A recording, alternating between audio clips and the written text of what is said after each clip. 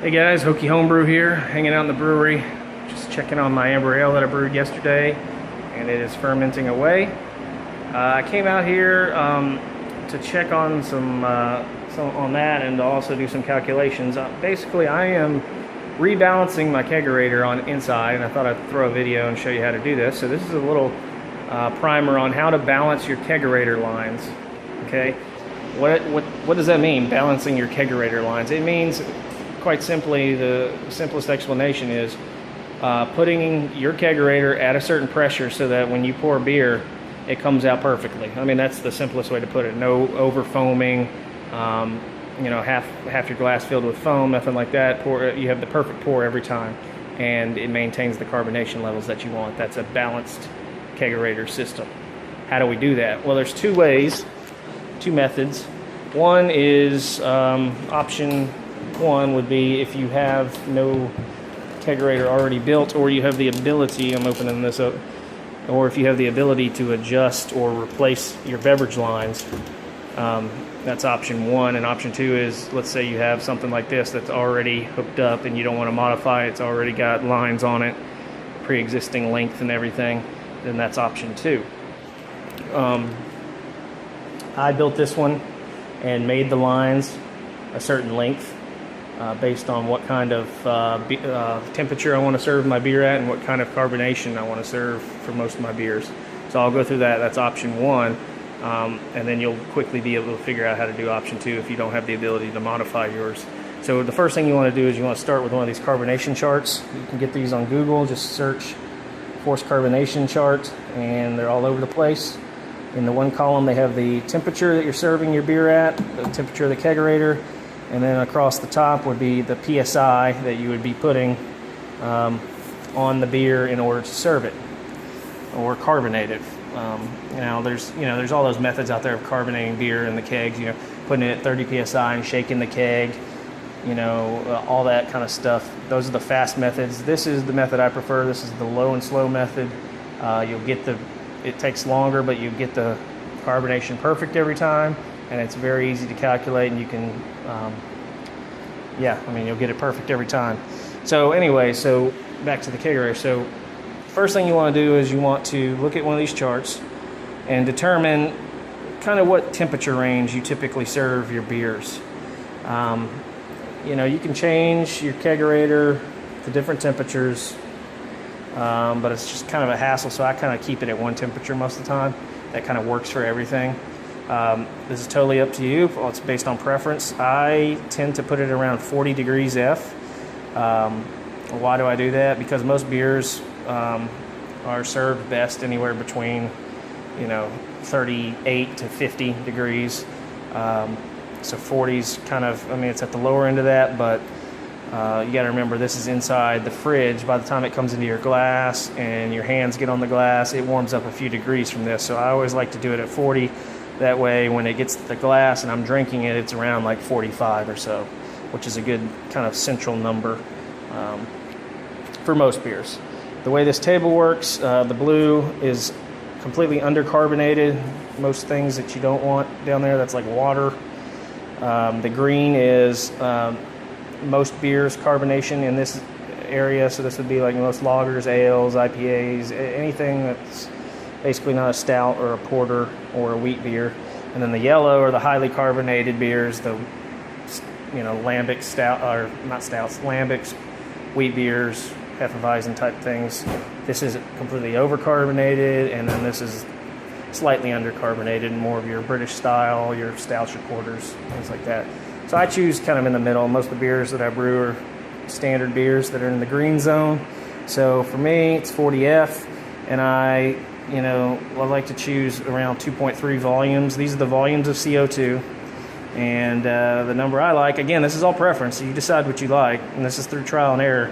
I like about 2.3 volumes of CO2 in my beer. That's a nice, it's nice and carbonated. You can feel it's carbonated, but it's not overly bubbly in your mouth or champagne-y or anything like that. It's nice and smooth. That's where I'm at. So in my example, I want to have the kegerator at 40, and I want 2.3 volumes of CO2. So if you go to 40 and then 2.3 and you follow this up, you see it says 10. That means you need 10 psi. So what that means is, if this kegerator is set to 40 degrees F, I put a keg in it after it's come out of the fermenter. I put a keg in there, and I set it to 10 psi and let it sit for a week. That means that beer will get carbonated to 2.3 volumes perfectly, and it'll be perfectly carbonated right where I want it. Okay? Sounds very fine and dandy. But the question that we're talking about is then how do you serve it? How do you have a perfectly balanced line to serve this? So I want to set mine to 10 psi to get those volumes. So it'd be nice to be able to leave it at 10 psi and serve it. So let's see how you go through the calculation of how you balance your lines here. So you've got 10 psi pushing on the beer, and it's coming out of the tap. If there was absolutely no resistance, if this was a vacuum or whatever, there was no friction, no nothing pushing against that 10 psi, it would shoot through that line at 10 psi and come shooting out of that tap, and it would basically be nothing but foam. All right, but that's not the real world. There's forces here that are slowing that beer down. Okay, and the goal is to counteract that 10 psi with exactly 10 psi of resistance against it. If you can do that, if you can get exactly the amount of resistance of what you're pushing through there, then you'll have a perfect beer come out of that tap that won't overly foam, and that'll pour just like a beauty. Okay, so that's what you want. So in my example, I determined I want 10 psi, so that means I need 10 psi of resistance. There's two main points of resistance in a kegerator system. One is the line itself. Okay, the plastic itself provides resistance. As you're pushing beer, this thing is slowing it down. So, of course, the thinner the tube is, the ID of the tube, the more resistance it's going to have. Think of water flowing through a pipe.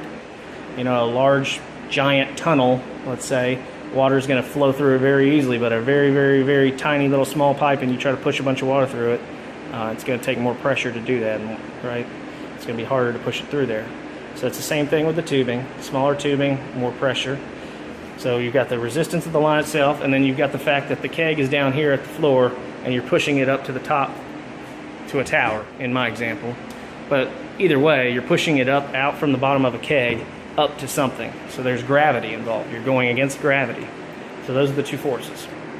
So you got to calculate how much resistance so you can match that 10 psi. In my example, again, I'm using 3/16 ID tubing. Like I said, different tubing has different resistance levels. You can look this up online. If you don't have 3/16, if you have a 1/4 inch or whatever, look up how much psi per foot of resistance your tube creates. But 3/16 ID vinyl tubing provides about 3 psi for every foot you have. So I've hold on one second. The dogs are barking. The guard dogs were barking at the door, weren't you? Okay, anyway, so back to what I was saying. Yeah, so I have 3/16 ID. That type of tubing provides about 3 psi of resistance per foot. I've measured the length of mine, and again, I calculated all this based on what we did earlier, so you'll see it works out perfectly. I have exactly 3 feet of tubing, okay? 3 feet times 3 psi per foot gives you 9 psi. So I've got 9 psi of resistance from the tubing itself, okay? What I said, just to clarify, is I want 10 psi of resistance to counteract the 10. Right now I've got 9 based on what we just said, right? So if that was all there was, if I was serving with 10 psi and I only had 9 pushing back on it, you can imagine you've got more pressure going out than you do pushing in, so it would foam up a little bit. It would come out a little faster than it should, right? Okay. The other part of the resistance that I explained was the gravity. How do you calculate how much that provides? Well, what you do is you measure from basically the center of the keg to be at average, because you know the beer is going to start up at the top and it's going to be all the way at the bottom. So you pick kind of the center of your keg, wherever it is, measure from there up to your taps, just vertical. Okay, wherever you're serving it from. That's the vertical distance of, that the beer has to travel against gravity, right? In my case, that's about from there, from the mid-hokies up to there is about 2 feet. Okay? The gravity formula is very simple. It's half psi per foot of height. So half psi per foot, and I've got 2 feet, so that's 1 psi. So you can kind of see now how that's perfectly working out, right? So I have 1 psi of resistance from the gravity, and I have 9 psi from the tube itself. So what does that mean? That means 9 plus 1, I have 10 psi of total resistance built into this kegerator. That means if I serve this beer at 10 psi, it will come out perfectly out of those taps, and this is a balanced kegerator system. It also means if I have it at 10 psi and keep it at 10 psi, and this fridge is at 40F, 10 psi, 2.3 volumes. That means that beer will stay carbonated exactly at 2.3, which is where I want it. Not forever, but throughout the duration of me drinking it. So I won't have to change any pressures or nothing. I'll have beer served at the temperature I want, at the carbonation level I want, and a perfect pour. That is what you want. That is your balanced system. You're able to force carb and serve all in there at once without changing anything, and it's all good and gravy. So that's what you're trying to go for. So now you might ask yourself, well, what if I can't modify my kegerator? What if I bought a pre-built one? I don't know how to do it, this and that. Well, then we're just basically going to do things in reverse, right? Take your lines, measure them just like we said, measure the length of the total line and then the height from the middle of the keg, where the keg will be sitting, to wherever your tap is, and calculate your resistance levels. So say you bought a pre-made kegerator, and then the taps were like mine on the top, and so they were 2 feet from the keg, so you still have 1 psi of gravity. But let's say your line was, I don't know, let's say your line was 5 feet long. So 5 feet times 3 psi per foot would be 15 psi. So you'd have 15 psi of resistance from there, plus the 1 from gravity, so you'd have 16. So you would then consult this chart and go to 16. Well, you can see at 16, if you're down here at these low temperatures, you're in the yellow, which is kind of the not overcarbonated, but more of the wheat beer type of carbonation values, which you might not want to be in all the time, right? So let's say you still want 2.3 volumes, but the kegerator is what I described. Well, there's your 2.3. You come across here, it's a 52F, all right? Well, now you got to make a decision, you know. Can you drink beer at 52F? Is that fine? Is that okay? That's still a reasonable temperature, but maybe you personally don't like it, right? We'll say, well, okay, so you don't like 52F, so maybe I'll live with, I don't know, I got to stay in this 16 column because in this example we're talking about, you've got a pre-made kegerator you can't modify. So it is what it is. The resistance is what it is. It's 16 psi, and you need exactly 16 psi going in to keep it balanced. So that means you got to stay here. So your options now are, well, maybe I can live with 2.5 volumes, a little more carbonation. That gets me down to 47. So in that situation, put your kegerator at 47, set your regulator to 16 to be balanced, and you'll be at 2.5. You know? That's the other option.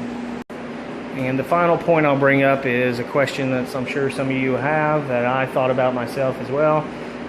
So you've got this kegerator, right? And you've got multiple taps on it, let's say. Okay, it's like mine. I've got 6, right? And you can tell one of them is made for kind of a stout, and the other 6 are there. So let's say you wanted, you know, I was using these 3 just to make it simple. I have 3 beers on tap. 2 of them are an amber ale type beer, normal, but one's a Hefeweizen, something that I want a little more carbonated. Well, how am I going to do that? Really, there's multiple ways. Once you study this chart, you can kind of see how it works. But the fact of the matter is, your kegerator is your kegerator, right? In order to have a balanced system, you need the pressure to be whatever we calculated based off just the gravity and that line length. So in my kegerator, it's 10 psi. Okay, so that is what it is. 10 psi to serve it. So if you look at the 10 psi column, the way to get into the yellow, which is where the wheat beers would be to crank the fridge way low in the 30s. So yeah, you could get a wheat beer on your 10 psi with 2.8 volumes, but you have to put that fridge down to 30F. Well, now all my other beers are at 30F, so I don't want to do that. So in this example, I'm going to keep it at 40 because that's where I like to have it. Most of my beers, the normal ones, are at 2.3 with my 10 psi. Okay, but let's say that I want a wheat beer to be at 3 at 40F. This is 18 psi. So what I would have to do in that example, this is just inconvenience, is I have the ability to adjust the pressures individually. I would turn that beer specifically up to 18 psi and carb it there for 17 days, or 17 days, sorry, 7 days. And at 40F, 18 psi, that one beer will carb to there. And then I'll just turn that down back to 10 psi when I want to serve it. And you just have to remember to turn it back up to 18 when you're done, I guess, because otherwise if you leave it at 10, it'll eventually over time it'll lose that carbonation and it'll go back down to eventually 2.3 volumes. It'll reach equilibrium there, excuse me. Hope this helped. I know it's kind of a shoddy video. I'm filming it with my cell phone. Just wanted to explain that quickly. If you have any questions, shoot them to me. Hokey Homebrew here. And be talking to you guys later. Cheers.